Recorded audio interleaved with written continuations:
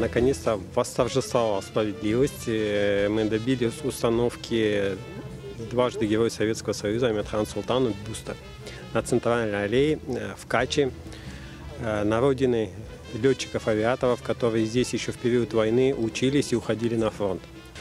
Прекрасный бюст проекта Сердюкова был изготовлен, доставлен, на мраморный пьедестал был установлен.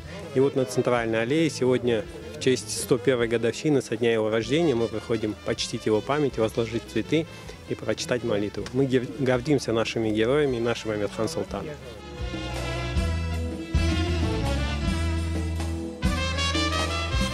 Личность историческая. Учился он здесь у нас, на Каче. В 1939 году закончил. Вот, отличался большой, так сказать, восприимчивостью, что ли, летных азов.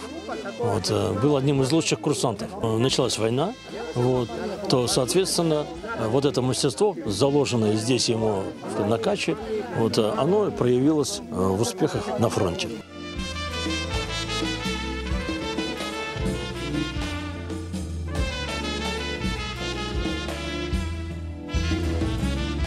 По идее, он не дважды герой, он четырежды герой.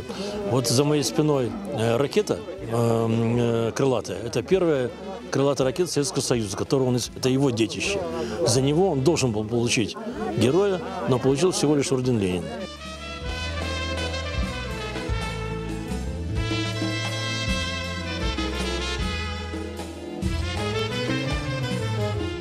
Молодежь должна знать героев, изучать историю, знать историю героев, знать их героический боевой путь.